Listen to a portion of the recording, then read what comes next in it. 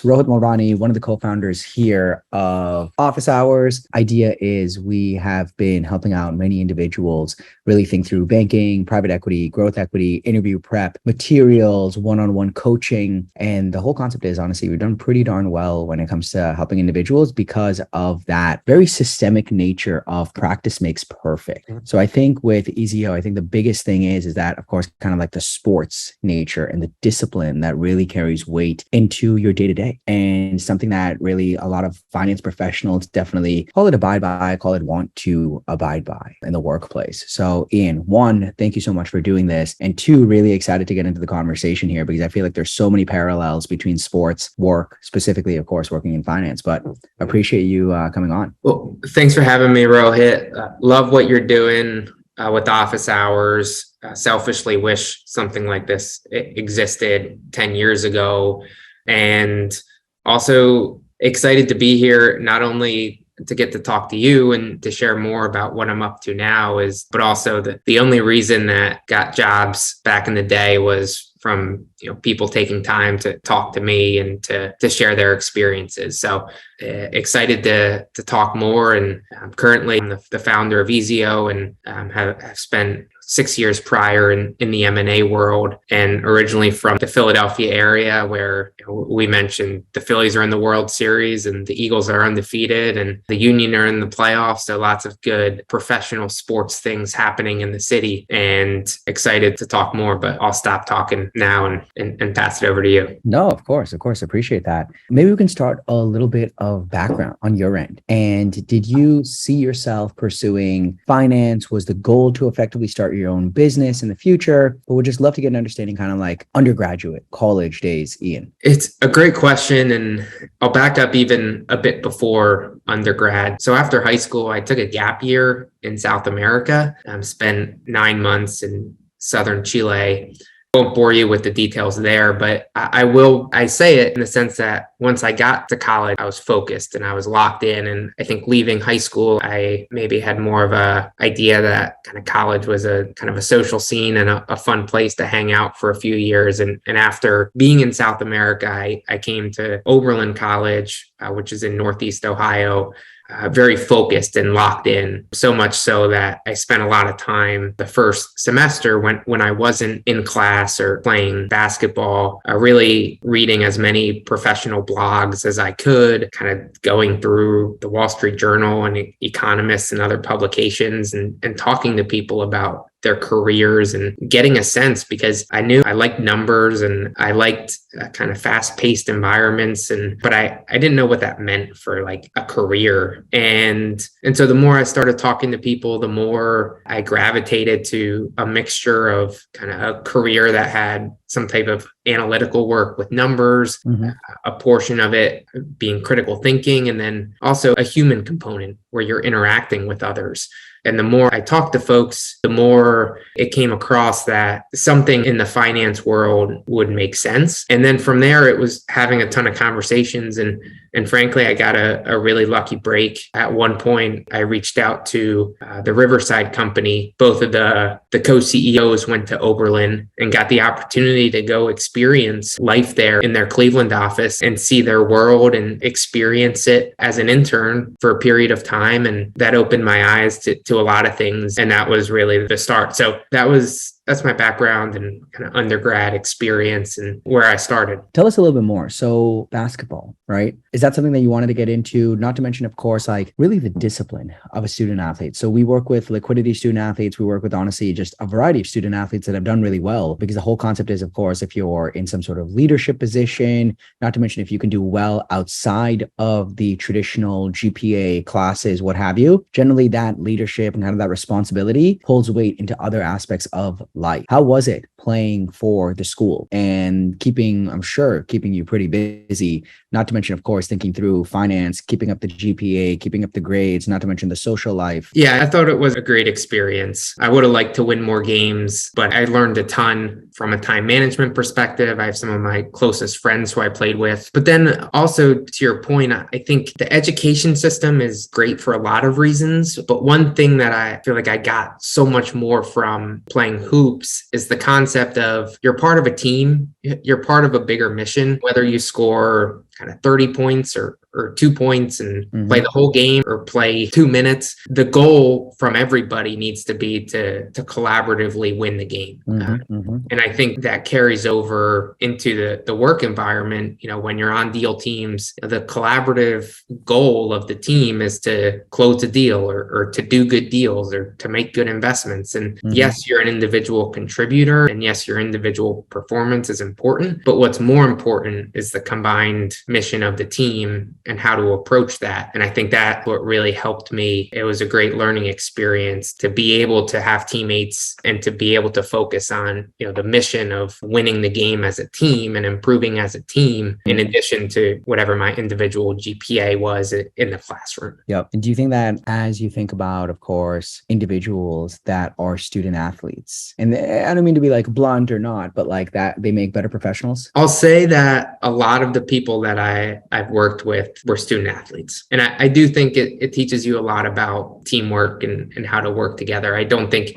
if you're not a student athlete, that prohibits you from being a great professional, because there's other ways you can get those skills, but it definitely jumps out on resumes when I look at it. Nice. I think that makes a lot of sense. Tell us a little bit more as we get into this. So Riverside, Harris Williams, LLR, the progression. Did you think about, Rohit, I need like a certain amount of time in banking if I can go direct to LLR, because there are more and more growth equity analyst programs out there, right? Was that something you kind of thought about as well as you were targeting breaking into, of course, kind of like sell side, buy side finance? It's something I certainly thought about during my summer in Cleveland. I noticed that almost everybody there had some type of banking experience, and you called out that it's changing. More and more firms are going straight to undergrad to get talent. But I really wanted that experience of not only looking at businesses to look at them, but to understand how to make Sims rosy and to better appreciate everything that goes into the sell side process. And I also think that it gives you good reps and experience with creating work product. And that's what a few people told me at the time, and I agree with it, is that you're trying to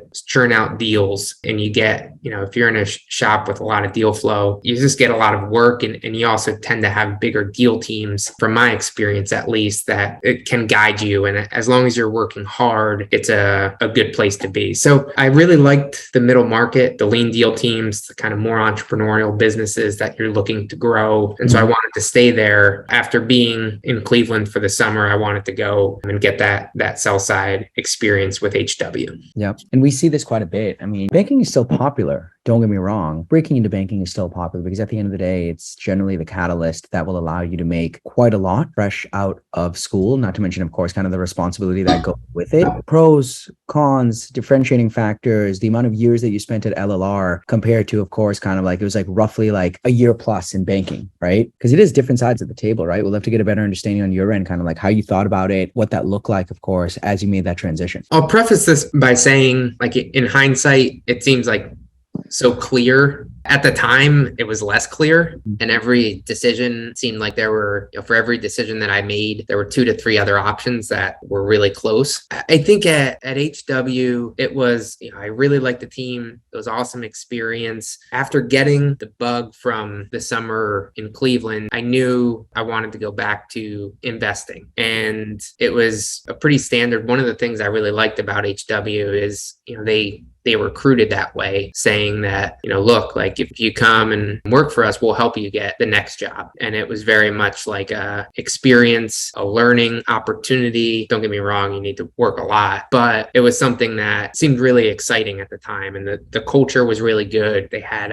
every second Friday, we went to a happy hour as an office. And the SF office out there was, smaller than the big Richmond office. At least at the time, it was about 15 of us. And I think the work was a lot, and a lot of it depended on the deals you were staffed on. But there was a lot of work to process, and just a lot of general deals coming in, which kept us busy. I think it's way more, the banks it's like a fee-based model, right? Versus you're raising dollars and investing them into businesses on the investing side. So it's way more at HW. If a client CFO sent over, an updated model at 7 p.m., you need to turn that around and get it to them for a big meeting the next day. And it's a lot more, I think, of processing work, which is a really great skill to have. And there definitely is still a lens of how businesses are presented, but it definitely was different in terms of, being, helping a business to transact and sell versus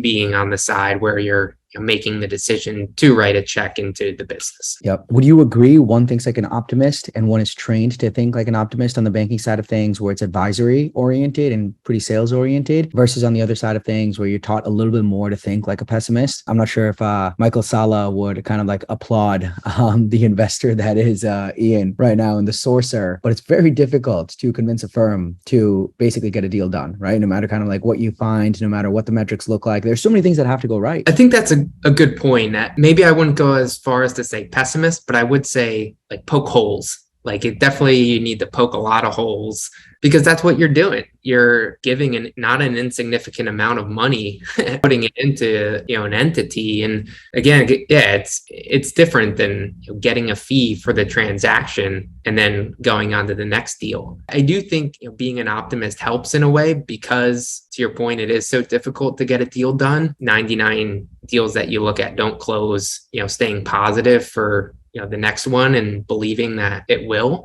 but also, like you said, having that very critical lens where you're poking a lot of holes into the opportunity to really build conviction that this is a smart allocation of capital. Yeah, I think as we think about poking holes, right, and getting an understanding, I feel like even when I was at Battery, we would think of, okay, call it like a 10 million ARR business growing at like maybe like 20, 30%. It's like we wanted to grow faster, right? So not to jump right into it, Ian, but like now being on the other side. What I saw at Source Grow, what we see today daily at office hours and building the business, right? Or it's like, wow, like this individual had gotten a business to like 10 million ARR, or the team had gotten it to 10 million ARR. And now I'm like figuring out how to get to like my first million, right? It takes time. Not to mention, of course, how is it coming onto the other side? Are you poking holes yourself? Are you more and more actively thinking like, wow, like I should have, this is what I think. I was like, I should have given more credit to the operators. I was like, I remember we'd be like, okay, like $5 million business, like this is pretty small, but it's like that still took a lot of work. Yeah. Look, I think you hit a lot of points dead on, and a lot of that resonated. The beautiful thing about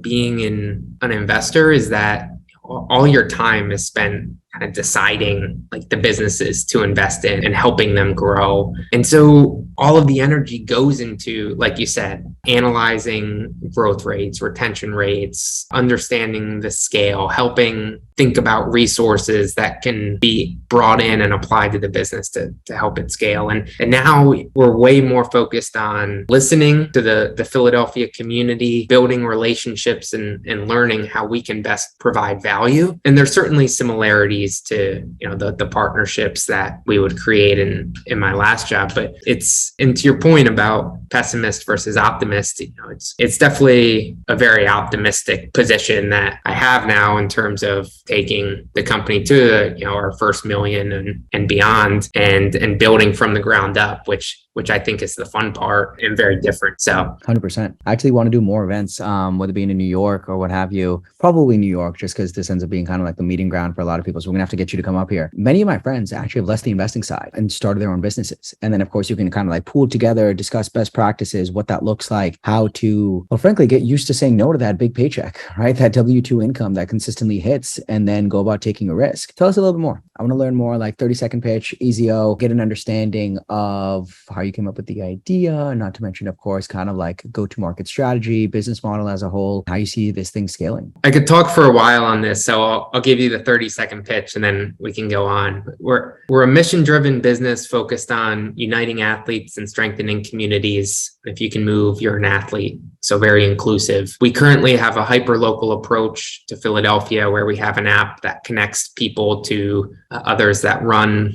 cycle, workout, and play sports. And we have lots of exciting initiatives in the work. So that's the 30-second version. And I can go into more detail or start talking, but I'll pause there. No, I mean, if we wanted to elaborate on that a little bit, take a discussion, if it's really just getting an understanding of how local individuals can get involved. How local individuals can get involved? Yes.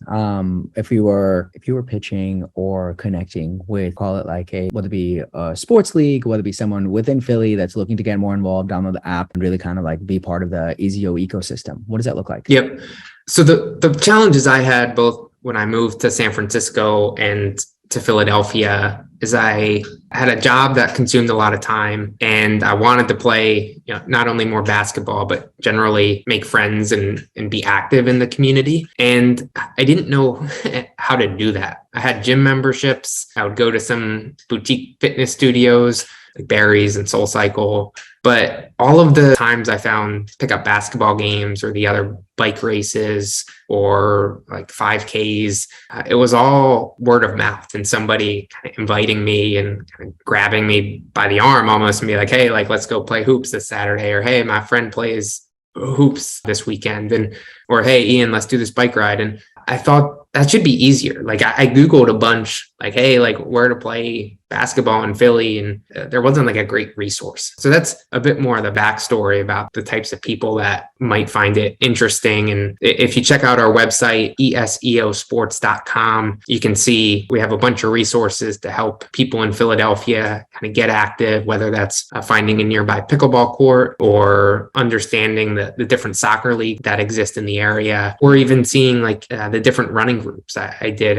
30 running events in 30 days in the month of June to get to know a lot of the different running leaders in the Philly community, and to not only let them know about eseo, but also to learn how we can be most helpful to them and help empower them. And you mentioned at the start, and we talked about sports, and I think sports are important, but I wouldn't say eseo is in the sports business. We're really in the business of building communities. But given that so much of our lives are experienced digitally and through screens, such as this awesome webinar right now, we're really working to build communities through in-person connection. And sports and health activities tend to be one of the main ways that we really congregate in person these days, just given how much else has been transitioned to the cloud or screens or generally digitally. So that's a bit more of the background, how you can get involved. Download the app. Let us know your thoughts. We're always looking for feedback, and you can reach out,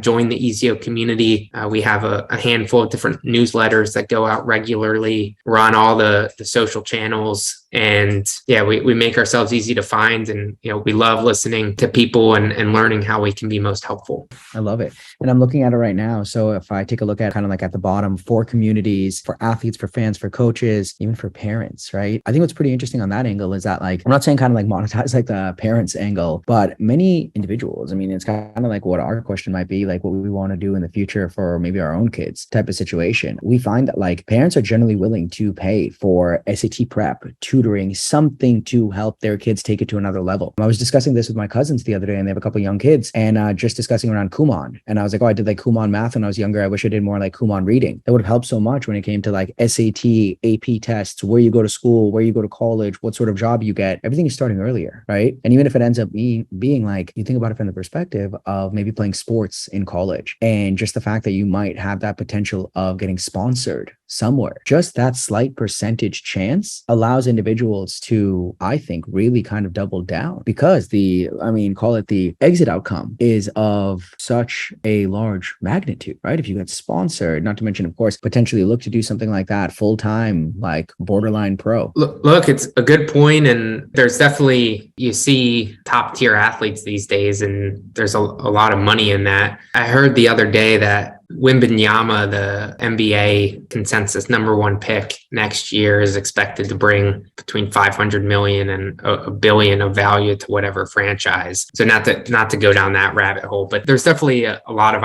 opportunity there. I think we're focused on uniting athletes and strengthening communities, and more, instead of, hey, like we're gonna make you into the next LeBron James. It's like, hey, like instead of being on that couch and watching another Netflix show, let's reduce the friction to getting you signed up for this 5K or 10K or ultimately half marathons, and other, getting people united with their communities to pursue passions and improve their health and really live more active lives. I like that. Ian, if we take it a little bit of a step back here, right? Many individuals, I'm sure, are kind of on the banking analyst side of things, thinking about growth equity, thinking about kind of like potentially the promotion path within sake of discussion, getting an understanding. How is LLR sourcing, eat what you kill, getting promoted within? What catalyzed the, okay, now is the right time to start a business? Is there a right time to start a business, to take that jump and make that leap? LLR is an awesome firm. It was a great experience. Awesome people there. Loved my time there. Couldn't ask for a better place to spend 5 years of my career. There's a lot in that statement. So I think going back to kind of banking analysts, thinking about the next step, what I liked about LLR when I was at HW is that you really got to be a part of a team and spend time on the sourcing outreach, spend time on the deal execution, and spend time with portfolio companies.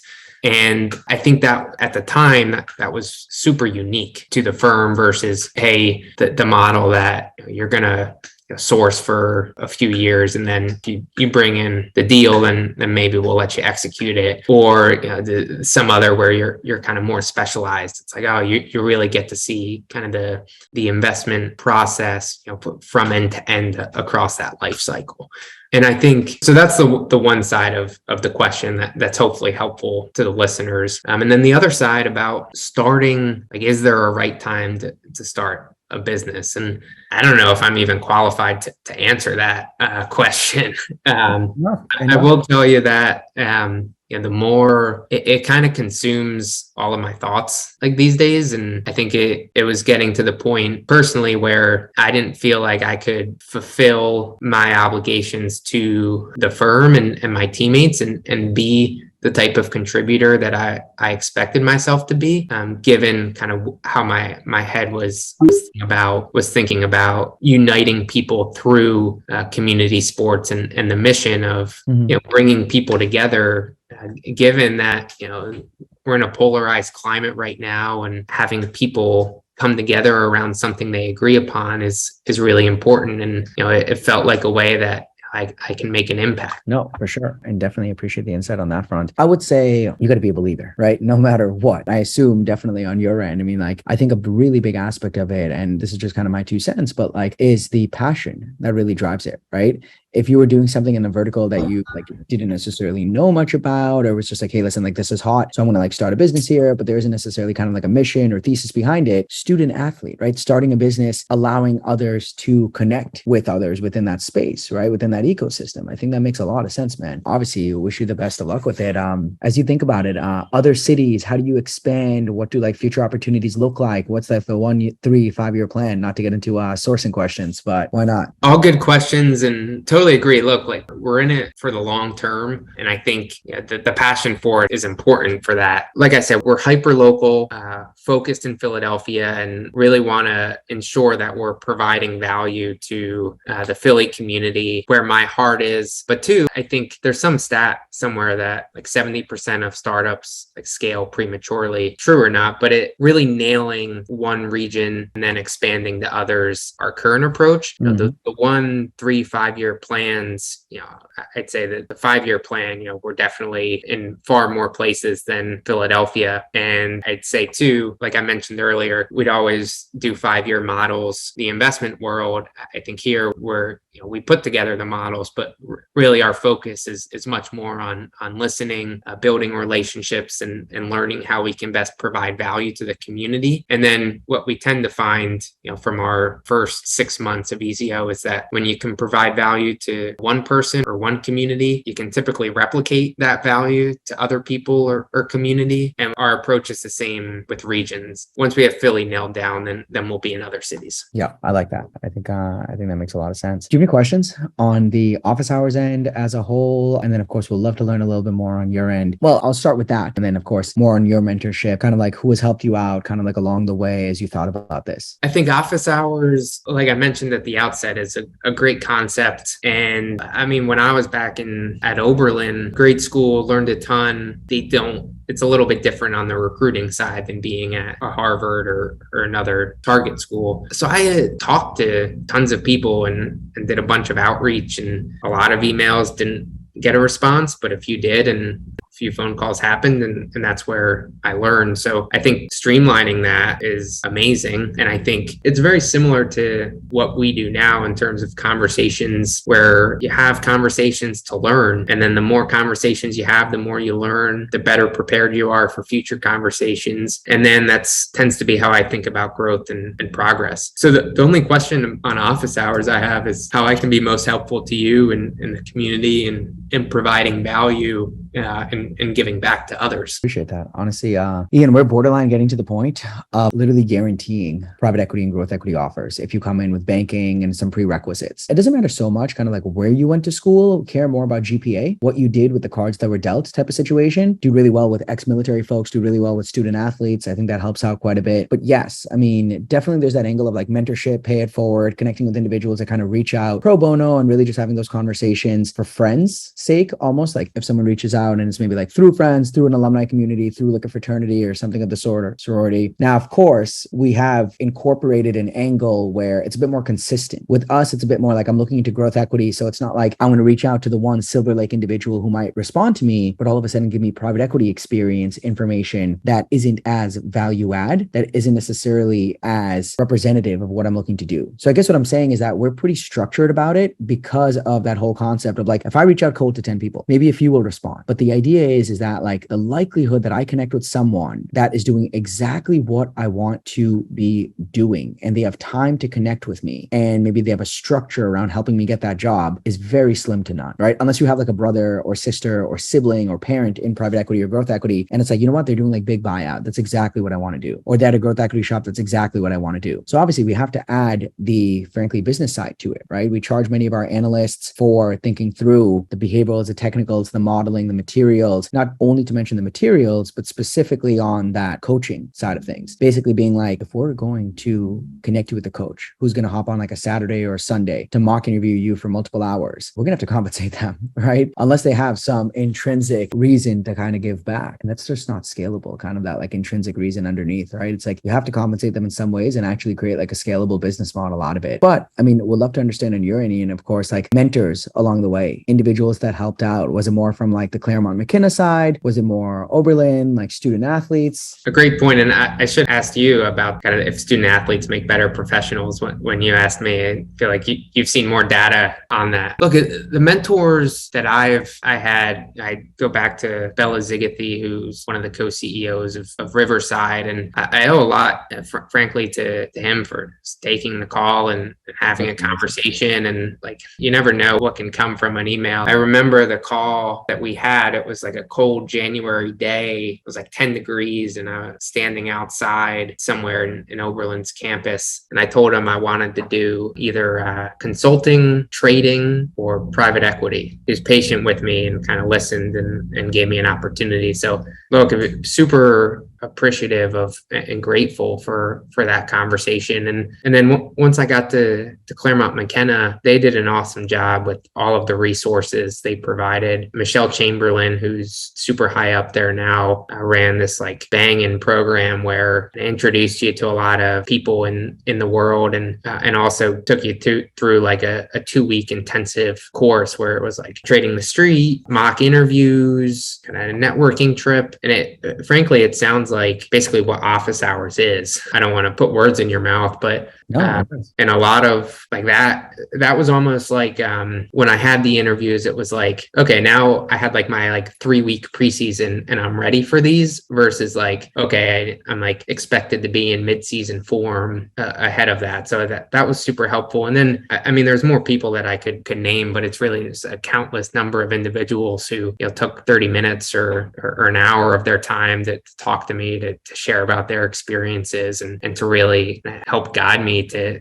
get into the M&A world and have an opportunity to perform there. Where would we be kind of like without individuals above us and kind of that pay it forward mentality, right? Especially in a COVID environment where it's been very difficult to kind of do that like midtown coffee type of situation. I think that definitely, well, the good part is at least you can do more in-person things today than we were even like a couple years ago. Very true. And I also think like the ROI on, like, it might seem like a lot of work and office hours might seem like a lot of work, but like the ROI in terms of, the career that you can have, it's pretty powerful if you execute on it. That's a lot of what we focus on. There are SAT tutors out there for $7,500. And some people would be like, this is ridiculous, right? Like what value will the SAT have to me? And obviously we know that that's not the case. The reality is that like, Ian, we work with individuals that are currently graduating that are focused on cycle 2025 right now. We work with individuals that are so proactive. Think about it, right? I'm not saying your performance in middle school matters, but the reality is that your middle school performance technically and like how well you've done basically dictates where you end up going to high school. High school, the SAT, not to mention, of course, your GPA dictates where you end up going to college. College generally dictates kind of like target, semi-target, non-target. I went to a non-target, so I'm happy saying that. Literally, what sort of internship,